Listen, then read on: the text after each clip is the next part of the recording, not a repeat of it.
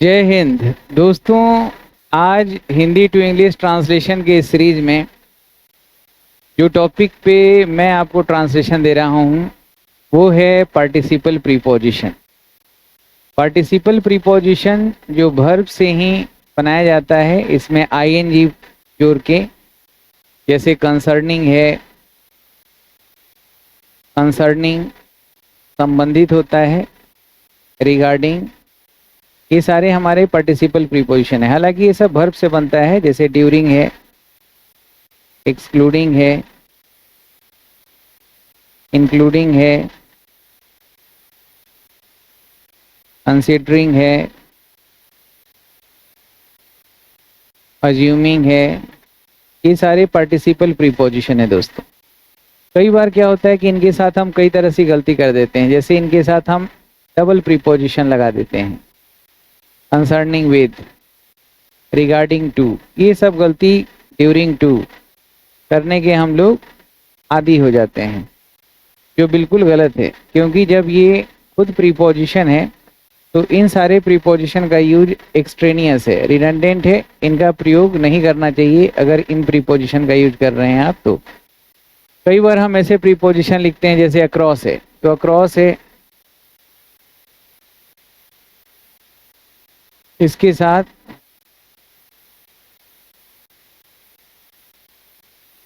Of लगा देते हैं, अक्रॉस के साथ ऑफ लगा देते हैं, जो गलत है। जैसे डिस्पाइट है तो डिस्पाइट के साथ ऑफ लगा देते हैं, तो गलत है। इन स्पाइट के साथ ऑफ लगता है, लेकिन डिस्पाइट के साथ ऑफ क्यों लगाएंगे। जैसे नियर खुद प्रीपोजिशन बने और टू लगा दें तो गलत है। अपोजिट अगर खुद प्रीपोजिशन बन जाता है और इसके साथ टू लगाते हैं, गलत हो जाएगा।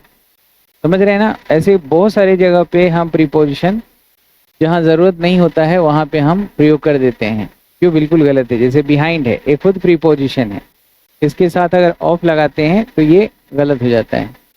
जैसे बिसाइड है, एक खुद प्रीपोजिशन है और इसके साथ ऑफ लगा दें तो गलत है। हाँ, अगर कुछ प्रीपोजिशन ऐसे हैं जो आपका एडवर्ब का काम करता है, जैसे इन है, अंडर है, अप है, डाउन है, समझ रहे हैं, एक खुद प्रीपोजिशन का काम करता है, इनसाइड है, आउटसाइड है, तो इसके साथ अगर ये एडवर्ब का काम कर रहा है तो इनके साथ अगर हम दूसरा प्रीपोजिशन लगा रहे हैं तो वो सही होगा, जो हम वाक्य में सीखेंगे। लेकिन आज जो मैं बेसिकली बता रहा हूँ वो है पार्टिसिपल प्रीपोजिशन से संबंधित जानकारी मैं दे रहा हूँ। दोस्तों, क्लास को आगे बढ़ाएं उसके पहले बता दूं कि श्याम शर्मा क्लासेस एक नया कोर्स भी इंट्रोड्यूस किया है श्याम शर्मा क्लासेस के ऐप पे, जो प्ले स्टोर पे जाके आप उसको डाउनलोड करें। स्पेशल इंग्लिश बैच जो है खास करके रिटेन इंग्लिश को मजबूत करने के हिसाब से, और उन बच्चों के लिए जो CAPF के हैं, UPSC मेन के लिए हैं, या UP PCS J के लिए हैं, या RS राजस्थान PSC के लिए हैं। इन सारे बच्चों के लिए, या वो बच्चे जो चाहते हैं कि वो UPSC का एग्ज़ाम हिंदी मीडियम से ना देखें, इंग्लिश मीडियम से दें, उन सब के लिए स्पेशल इंग्लिश बैच है। आप जाके डेमो वीडियो ज़रूर देखें। बाकी SSC, bank PO, railway, CAPF, ये सब के लिए कोर्स आपको पहले से ही complete English course recorded class मिल रहा है। आप ये सारी जानकारी 9599614791 पे कॉल करके प्राप्त कर सकते हैं। तो पहला जो वाक्य है दोस्तों आपके सामने, वो है कि मैं उसे अपने गायन व्यवसाय से संबंधित जानकारी दे रहा था। तो संबंधित के लिए कंसर्निंग, रिगार्डिंग का प्रयोग करेंगे पार्टिसिपल प्रीपोजिशन। इसके अलावा जो एक्चुअल प्रीपोजिशन है वो अबाउट भी आप यूज कर सकते हैं। तो प्रेजेंट कंटिन्यूअस का टेंस है, I am informing him regarding to my singing profession. तो इसमें क्या गलती हुआ है दोस्तों, इस वाक्य को लिखने पढ़ने में क्या गलती हुआ है। एरर इम्प्रूवमेंट के हिसाब से भी सोचेंगे तो रिगार्डिंग हमारा खुद प्रीपोजिशन है, यहाँ टू नहीं लगाना है। रिगार्डिंग की जगह हम चाहें तो कंसर्निंग भी लिख सकते हैं या अबाउट भी लिख सकते हैं। तो क्या इसके साथ अलग प्रीपोजिशन लगाएंगे, नहीं लगाएंगे ना। तो ये एक्सट्रेनियस यूज है, मतलब अतिरिक्त यूज हम कर रहे हैं, अतिशयोक्ति है। अगला जो वाक्य है दोस्तों कि वह मेरे बुरे समय के दौरान मुझे मदद कर रहा था। प्रेजेंट पास्ट कंटिन्यूअस है, he was helping me during to my rainy days, rainy days का मतलब होता है बुरे समय, यानी ड्यूरिंग एडवर्स पीरियड। तो इसमें गलती हुआ है, ड्यूरिंग हमारा प्रेजेंट पार्टिसिपल है ही, तो फिर ये टू का यूज क्या है, एक्सट्रेनियस है, इसकी जरूरत नहीं थी। तो ऐसे कॉमन एरर में हमेशा गलती होती है, इनको हमें अवॉइड करना है। तो सोहन अपने दोस्तों के साथ पढ़ाई में मस्त था। तो इसमें दो प्रीपोजिशन के बारे में आपको जानकारी मिलेगा। तो सोहन अपने दोस्तों के साथ, Sohan including with his friends was absorbed का मतलब होता है मस्त रहना, तलीन रहना कोई चीज में। एब्जॉर्ब्ड के साथ जो प्रीपोजिशन लगाएंगे वो हमेशा इन लगाएंगे, absorb in his studies. His लगेगा, दियर लगेगा, क्या लगेगा ये देखिए। तो यहाँ इन के जगह कुछ दूसरा लगाते तो गलत, ये खुद हमारा प्रीपोजिशन है, तो ये दूसरा प्रीपोजिशन लगाने की जरूरत नहीं है। इंक्लूडिंग का मतलब हुआ विद, तो विद अलग से लगाने की जरूरत नहीं है। यहाँ हम चाहें तो अलोंग विद लिख सकते थे, अकम्पनीड बाई लिख सकते थे, ये सब का अर्थ एक ही होगा, अकम्पनीड बाई, या एज वेल एज लिख सकते थे। ठीक है, तो ये सारा हमारा प्रीपोजिशन हो जाएगा। तो ये नाउन फ्रेज जो हुआ ये इसका ऑब्जेक्ट हुआ। सब्जेक्ट जो है सोहन ही है, तो इसके अनुसार वॉज लगाएंगे, चाहे इंक्लूडिंग रहे, विद रहे, अलोंग विद, यही रहे। तो अलग अलग प्रीपोजिशन के टाइप्स होते हैं, उसमें ये पार्टिसिपल प्रीपोजिशन है जो वर्ब से बनता है, वर्ब वाला ही गुण रखता है, तो वर्ब की तरह भी आप इसका इस्तेमाल कर सकते हैं। वह अपनी स्थिति को समझते हुए मेरे कंपनी में कार्य करने का फैसला किया है। तो कौन डिसाइड किया है और क्या समझते हुए, स्थिति को समझते हुए, भापते हुए, यहाँ कंसिडरिंग का प्रयोग करेंगे प्रीपोजिशन के रूप में, कंसिडरिंग हिज सिचुएशन। प्रीपोजिशन कहीं भी हम प्लेस कर सकते हैं वाक्य में। Considering his situation, he has started या he has decided to work in my company, या हम यहाँ ऐसे भी बना सकते हैं, he has decided to work in my company considering his situation. दोनों तरह से हम इसका प्रयोग कर सकते हैं। अगला वाक्य है, वह अपने बहनों के बगैर मेरे साथ खेलना शुरू कर चुकी है।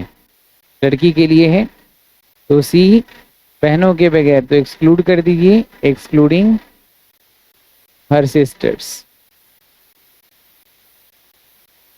हैज स्टार्टेड, क्योंकि यही सब्जेक्ट है, ये हो गया प्रीपोजिशन का object, has started playing with me. Excluding का मतलब यहाँ विदाउट हुआ, तो विद, विदाउट, ये सब प्रीपोजिशन है। विदाउट हम चाहें तो यहाँ एंड नॉट भी लिखेंगे तो मीनिंग वही होगा, और हर हाल में सब्जेक्ट के अनुसार ही हमें वर्ब लगाना है। बाद वाला इसका ऑब्जेक्ट है, एक्सक्लूड हो गया है। आ रही बात समझ में? मौसम की भविष्यवाणी के अनुसार यह पूरे सप्ताह बारिश हो सकती है। तो कुछ कंपाउंड प्रीपोजिशन होते हैं, जैसे अकॉर्डिंग टू, इसके साथ टू आपको लगाना है। According to the weather forecast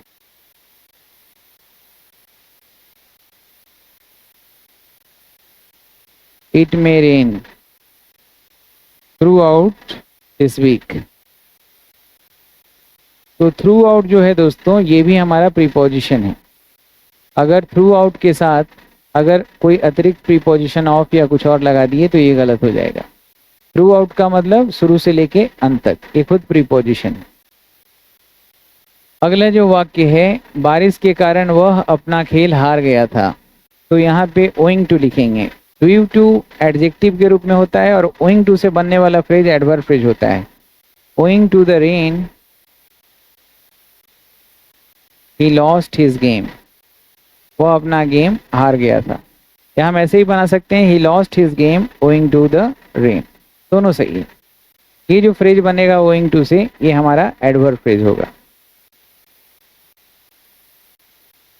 और यहाँ पे owing to प्रीपोजिशन का काम करता है। इससे बनने वाला फ्रेज एडवर्ब फ्रेज है, और ड्यू टू से बनने वाला जो फ्रेज होता है वो हमेशा आपका एडजेक्टिव फ्रेज होता है। उसका मासिक वेतन 6 अंकों में है अतिरिक्त आय को छोड़कर, तो क्या हो जाएगा, his monthly salary is in 6 figures excluding his incentives। incentives का मतलब ऊपरी इनकम, तो एक्सक्लूडिंग पार्टिसिपल प्रीपोजिशन है, इसकी जगह एक और प्रीपोजिशन लगा सकते हैं एक्सेप्ट। अगला जो वाक्य है दोस्तों वो है मैं कॉमन एलिजिबिलिटी टेस्ट, जो आने वाले दिनों में आपको देना है। जैसे अभी हर कंपटीशन के लिए, वनडे कंपटीशन के लिए अलग अलग एग्जाम देते हैं, तो कॉमन एलिजिबिलिटी टेस्ट जो अभी आने वाले 2022 से शुरू होगा, इसमें जितने भी वनडे कंपटीशन के लिए आपको कॉमन एलिजिबिलिटी टेस्ट फ्री ही देना है, सबका एक साथ हो जाएगा और उसके बाद आपको अपने अलग अलग एग्जाम के हिसाब से मेन की खाली तैयारी करनी है। तो यहाँ है कि मैं कॉमन एलिजिबिलिटी टेस्ट से संबंधित बहुत सारी चीज़ों की तैयारी कर रहा हूँ, तो यहाँ पे पार्टिसिपल प्रीपोजिशन कंसर्निंग हो जाएगा। I am getting lots of things ready concerning the common eligibility test. Concerning हमारा यहाँ पे पार्टिसिपल प्रीपोजिशन है, तो concerning of, concerning with, concerning to, ये सब लगाना क्या हो जाएगा, सुपरफ्लुअस, अतिशयोक्ति। अगला है एक अच्छे आर्थिक विकास के अनुमान लगाते हुए कृषि कार्य का काम मैं शुरू करूंगा। तो अनुमान लगाते हुए assuming a good economic growth I will start farming.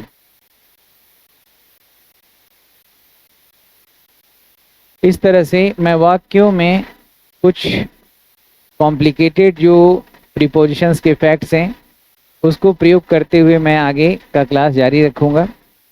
उम्मीद है पार्टिसिपल प्रीपोजिशन जो वर्ब में आईएनजी लग के, डी लग के, ईएन लग के बनता है, इन सब का प्रयोग मैं आपको बताऊंगा। आज के वीडियो में मैंने आईएनजी से रिलेटेड कुछ पार्टिसिपल प्रीपोजिशन आपको रख के समझाया हूं, और आप इसके साथ अलग से कोई प्रीपोजिशन प्रयोग ना करें। हाँ, इनके बदले में कुछ और प्रीपोजिशन लगा सकते हैं जो मैंने बताया है। कई और प्रीपोजिशन है जो बहुत अलग अलग काम करता है पार्ट्स ऑफ स्पीच का। जैसे कोई प्रीपोजिशन है कभी एडवर्ब बन गया, कभी एडजेक्टिव बन गया। तो जैसे अपोजिट है, अपोजिट का मतलब एक विपरीत होता है और अपोजिट का मतलब इन फ्रंट ऑफ है। तो जब अपोजिट का मतलब इन फ्रंट ऑफ होता है तब हम इसके साथ प्रीपोजिशन नहीं लगाते, और जब विपरीत कंट्ररी दिखाता है तो फिर हम लगाते हैं एडजेक्टिव जब बनता है। तो नियर के साथ हम प्रीपोजिशन नहीं लगाते, लेकिन यही अगर हम टाइम के परिप्रेक्ष्य में बताएं तो टू लगाते हैं। समझ रहे हैं? तो इस तरह से बहुत सारे प्रीपोजिशन है। जैसे अक्रॉस है, इसके साथ हम ऑफ लगा देते हैं। डिस्पाइट है, ऑफ लगा देते हैं, जो गलत है। डिस्पाइट हमारा खुद ही प्रीपोजिशन है। या इनके अलावा कुछ और देखते हैं, बिहाइंड है, तो बिहाइंड का मतलब के पीछे होता है, फिर इसके साथ ऑफ लगाना गलत है। जैसे बिकॉज है, तो बिकॉज हमारा कंजंक्शन है और ऑफ लगाने के बाद प्रीपोजिशन बन जाता है। जैसे एज और लाइक है, तो लाइक हमारा प्रीपोजिशन है, एज हमारा कंजंक्शन है। समझ रहे हैं? तो इस तरह से कुछ चीज़ें हैं। जैसे इन केस कंजंक्शन है लेकिन इन केस ऑफ प्रीपोजिशन है। तो इन सारी चीज़ों पे हमें ध्यान रखना है। आज मैंने 10 सेंटेंसेस को आपके सामने रखा है। उम्मीद है समझ में आया होगा। अगले वीडियो में मैं कुछ और जानकारी आपको दूंगा। तब तक अपना ख्याल रखें, हंसते रहें, मुस्कुराते रहें। जय हिंद, जय भारत।